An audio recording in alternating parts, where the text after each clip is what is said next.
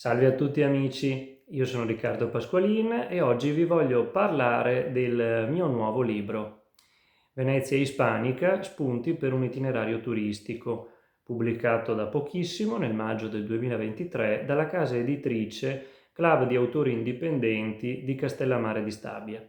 Si tratta della pubblicazione della tesi che ho scritto per conseguire un master in management turismo e beni culturali.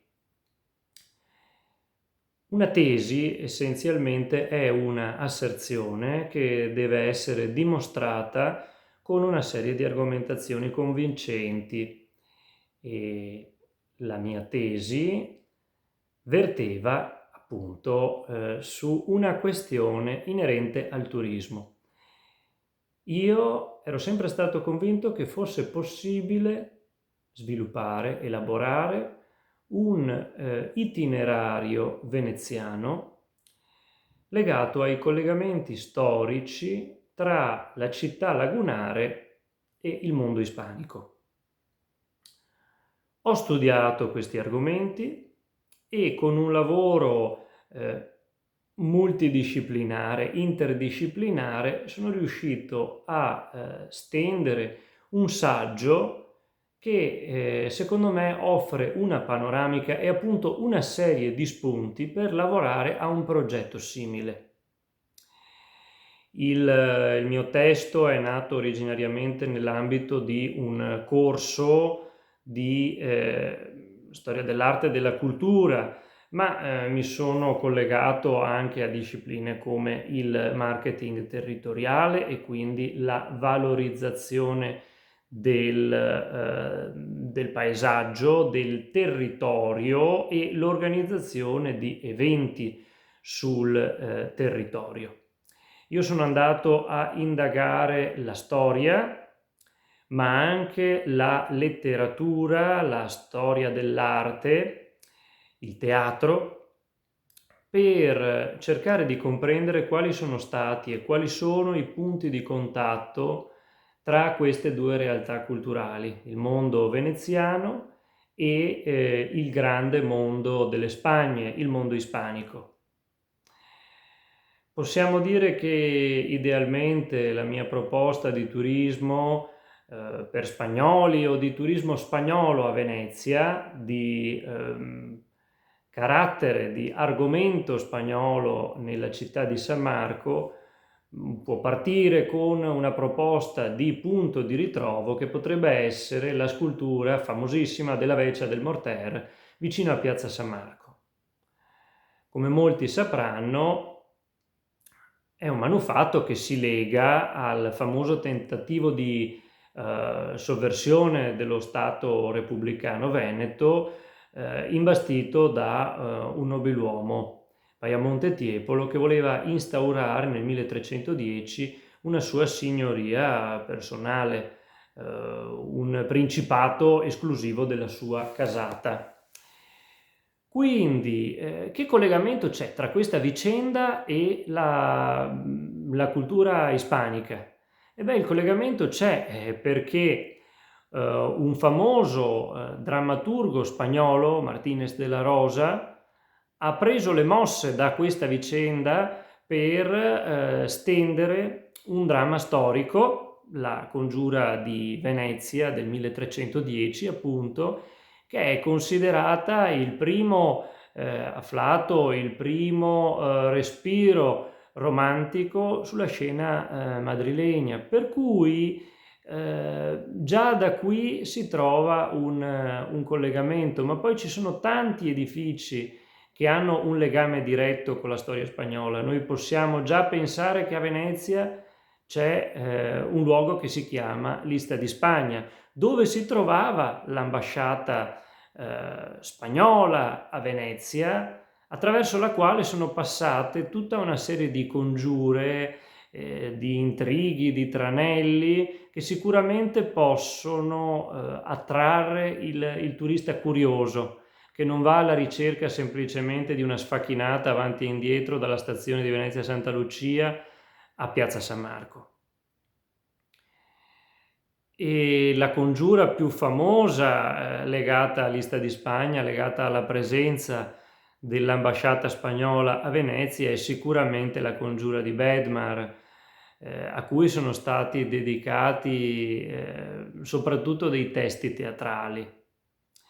Ma i collegamenti tra la letteratura spagnola e quella veneziana, quindi la Spagna nella letteratura veneta e Venezia nella cultura e nella letteratura spagnola, sono tantissimi. Abbiamo Palazzo Rezzonico, che ha ospitato Carlo V, non Carlo V d'Asburgo, ma Carlo V di Borbone, riconosciuto re dai carlisti, che dopo il fallimento della prima guerra carlista si rifugia qui con la sua famiglia. Ma il palazzo oggi ospita il Museo del Settecento veneziano, dove ci sono opere di Tiepolo, dei Tiepolo, che hanno lavorato in Spagna come pittori di corte, e prima di loro lo ha fatto Tiziano. Ecco, quindi i numerosi collegamenti con la storia dell'arte. Poi abbiamo il Palazzo Loredan sul Canal Grande, che oggi ospita la sede della Fondazione Cini. Tuttavia, tra la fine dell'Ottocento e l'inizio del Novecento è stata la sede del movimento carlista. È stato il quartier generale del tradizionalismo ispanico, la residenza di Carlo VII, un luogo di pellegrinaggio per carlisti da ogni parte del mondo. Venezia era davvero un punto di riferimento politico importantissimo per il mondo ispanico, e la si trova citata in poesie, articoli di giornale, cronache, libri di quel periodo. E questo testo del resto fa parte della collana dei quaderni di studi e letteratura carlisti. Perché? Perché all'interno di questo testo ho ripubblicato anche quella che è l'appendice della mia tesi, che è un'interessante guida turistica dei primi del Novecento, che è stata compilata dai carlisti catalani per raccontare quello che poteva essere l'itinerario del pellegrinaggio di un carlista presso Palazzo Loredan. Ecco, questo opuscolo rarissimo, in Italia non ce n'era nemmeno una copia, si intitola Los Señores Duques de Madrid nel Palacio Loredan. Un testo molto raro che abbiamo ripubblicato in lingua originale, quindi il testo è tutto scritto in italiano, tranne alcune citazioni. Ovviamente io ho fatto riferimento anche alla saggistica in castellano, ovviamente, e in appendice invece abbiamo un testo in lingua spagnola ripubblicato per intero anche con le sue fotografie, perché appunto Venezia è stata anche un luogo di turismo politico, anche se pochi lo sanno. Cioè, molti tradizionalisti spagnoli, molti carlisti partivano dalle Spagne, partivano veramente da ogni regione della penisola iberica per venire a Venezia. È chiaro che quando si parla di delegati che avevano quindi dei veri e propri viaggi di affari di qualsiasi natura, non possiamo parlare di turismo secondo quella che è la mia formazione di studioso del turismo. Io sono anche un insegnante di geografia turistica. Ma nel momento in cui noi abbiamo dei simpatizzanti, dei sostenitori di un movimento politico che si recano in questa città, Venezia, in pellegrinaggio, in un vero e proprio pellegrinaggio, noi abbiamo un turismo politico che si è estinto quando è morto Carlo VII, 18 luglio del 1909 a Varese. Successivamente il Palazzo Loredan ha cambiato proprietari, gli interni originali sono perduti, sono stati venduti i mobili in varie aste, i quadri, tutte le meravigliose opere d'arte che fortunatamente vediamo nelle fotografie riprodotte in questo volume, però è sicuramente una parentesi storica importantissima che andrebbe valorizzata e che raramente si trova approfondita nei saggi storici recenti legati alla città di San Marco.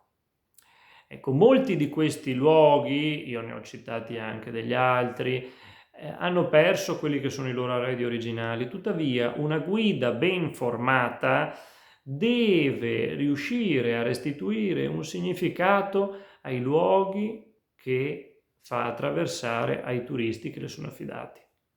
Questo è uno dei compiti di una buona guida turistica ed è a questo che si rivolge il mio saggio che, attenzione, non propone un itinerario, propone degli spunti per un itinerario, per cui deve essere l'organizzatore degli eventi, l'attore turistico, gli attori turistici, possibilmente con una collaborazione tra pubblico e privato, laddove il pubblico dovrebbero essere delle università, l'Università di Venezia, delle università spagnole, ecco, dovrebbero essere appunto gli organizzatori degli eventi a creare quella che è una mappa degli eventi seguendo i punti di interesse che io ho indicato. Questo non era il mio obiettivo era quello di fornire degli spunti. Spero di esserci riuscito. Non è, ve lo garantisco, un libro esclusivamente per specialisti, un libro legato per forza a chi vuole fare la guida turistica o vuole strutturare un percorso.